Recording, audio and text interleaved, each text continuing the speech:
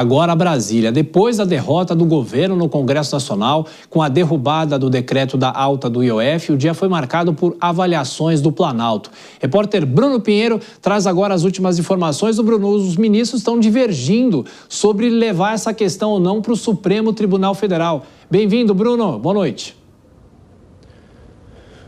O governo ainda está tentando entender o que aconteceu no dia de ontem. Ótima noite a você, Tiago. Sempre uma alegria, uma honra e uma satisfação quem nos acompanha. Vamos entender essa história, um jejum de quase 40 anos que isso não acontecia no Congresso Nacional. Uma derrubada de um decreto do governo. E foi no mesmo dia, tanto na Câmara quanto no Senado. A ressaca levou os ministros de uma ala do governo a tentar entender se é importante, se vale a pena, se compensa ainda recorrer ao Supremo Tribunal Federal para tentar uma resposta, tentar reverter esse resultado do Congresso Nacional. Alguns avaliam que seria importante aumentar essa arrecadação. Uma ala econômica do ministro Fernando Haddad, inclusive, acha que é importante ir para o Supremo Tribunal Federal e tentar garantir no judiciário que esse IOF seja mantido. Já uma outra ala acha que não, que isso vai elevar a temperatura entre o Executivo e o Congresso Nacional. Um relacionamento que não anda dos melhores há muito tempo, na verdade, que o governo não consegue ter uma comunicação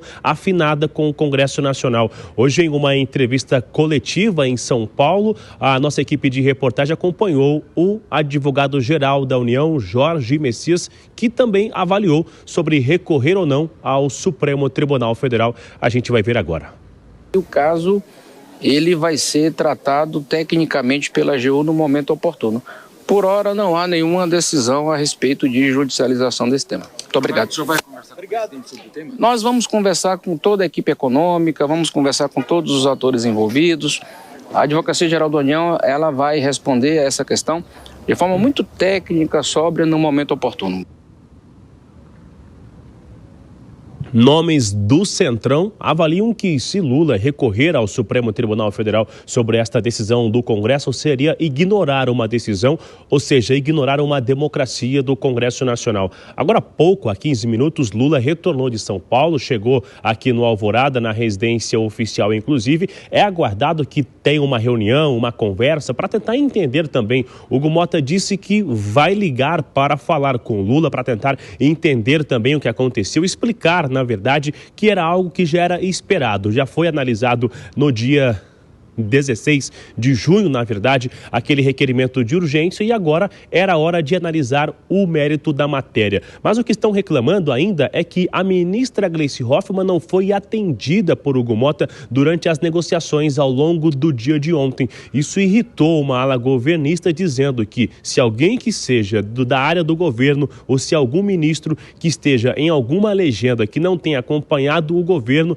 ele tem que se explicar ou tem que abandonar o seu cargo imediatamente. Então isso acabam acreditando que vai levar Lula a repensar até mesmo numa nova reforma ministerial para rever aqueles que são fiéis e os que foram infiéis até aqui, Tiago.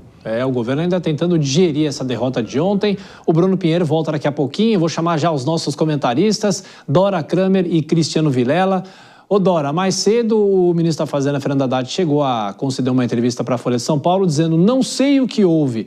O governo não entendeu ainda o que aconteceu no Congresso Nacional e sobre essa alternativa de ir ao Supremo. Seria uma afronta ao Congresso Nacional e isso iria agravar ainda mais essa situação? Bem-vinda, Dora, bom trabalho. Boa noite, Thiago, boa noite, Vilela, boa noite a todos. Pois é, menina, não sei nem por onde começar. Vamos começar pelo Fernando Haddad, pelo começo, que você falou, o governo não entendeu.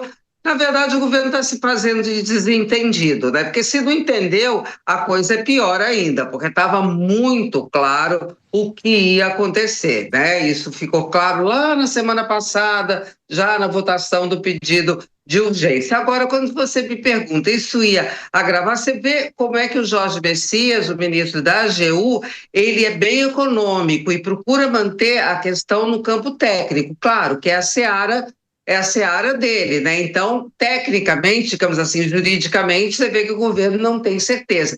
Politicamente, é óbvio que seria um desastre, seria mais uma grande de uma barbeiragem. Não que o governo não tenha direito de recorrer ao Supremo, claro, mas é que isso se tornou uma prática que já foi feita anteriormente e já deu confusão com o Congresso, porque o Congresso sim interpreta que é uma afronta, né? Então as sensibilidades estão ali, eu não vou nem dizer a flor da pele, vou ser um pouquinho mal educada, vou dizer que estão à flor dos cascos, porque o ambiente realmente é de trombada, de chute, enfim, é um ambiente que eu só vi um ambiente em termos de perda de influência, de capital, né, de erosão de capital, de influência do executivo no legislativo em duas ocasiões. Do governo, dos estertores, melhor dizendo, dos governos Collor e Dilma Rousseff.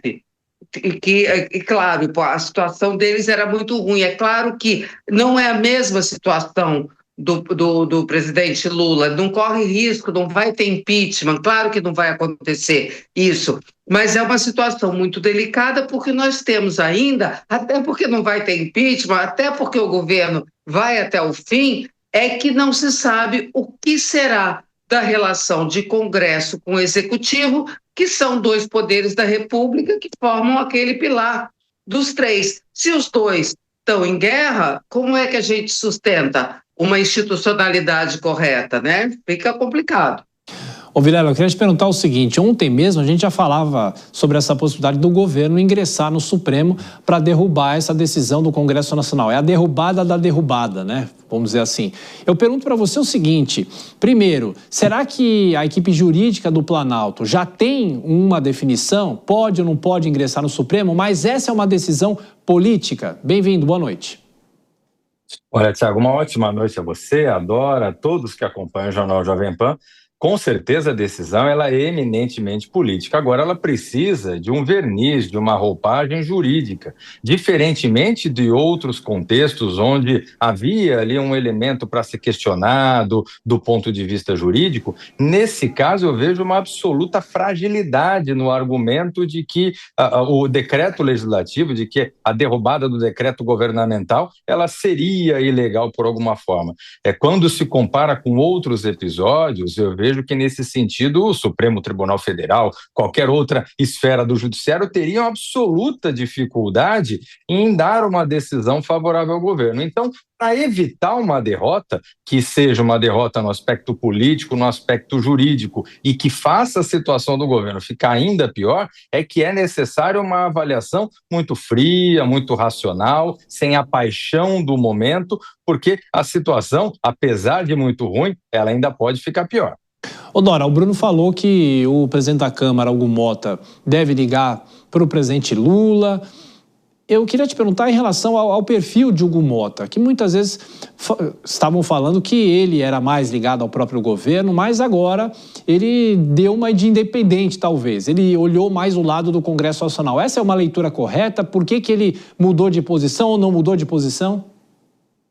O Thiago, ele nunca mudou de posição, porque aquela reunião daquele domingo, que o governo achando que estava tudo resolvido, óbvio que não estava, porque o fato de o presidente da Câmara, o presidente do Senado estarem educadamente numa reunião e não contestarem ali, não quer dizer que o colegiado que está por trás deles ia concordar. E eles devem o poder ao colegiado. E por isso é que ele nunca mudou de posição. Sempre ficou muito claro, os dois foram eleitos praticamente por unanimidade, numa composição que incluiu governo, oposição, esquerda, direita, para defender os interesses do parlamento. Meu Deus do céu, isso está claro para nós, certamente está claro para nós. Eu acho que está claro até para quem não acompanha o dia a dia da política, apenas vê as coisas pela ótica do bom senso e da lógica. Agora, só o governo, quando eu digo que se faz de desentendido, é que teima em não reconhecer isso, porque como o governo acha que está certo, que tem que atuar da maneira como ele acha que tem que atuar, e dá com os burros na água o tempo inteiro. A cada vez que faz uma coisa equivocada, e tem feito muitas, toma uma derrota pela frente, né? E aí agora tenta inverter a situação dizendo que o Congresso é ocupado. Eu acho que tem muita coisa errada no Congresso, sim, principalmente em relação a gastos, né? tem muita coisa errada, mas o governo também não liderou um processo para mudar essa situação. O presidente Lula ficou 1 ano e tanto achando que ia ser um grande líder internacional e deixando as coisas aqui dentro a matroca, né? Então agora eu não vejo muita saída, porque pagar emenda alivia, mas não resolve. Reforma ministerial vai fazer o quê? Reforma ministerial para botar toda a esquerda no governo. Vai piorar. Dar cargos não vai adiantar. Por isso é que o governo recorre a esse método de reeditar o nós contra eles. É porque o governo, então, agora quer dizer que ele é protetor dos pobres e os adversários são os protetores dos ricos. Isso só acirra a polarização.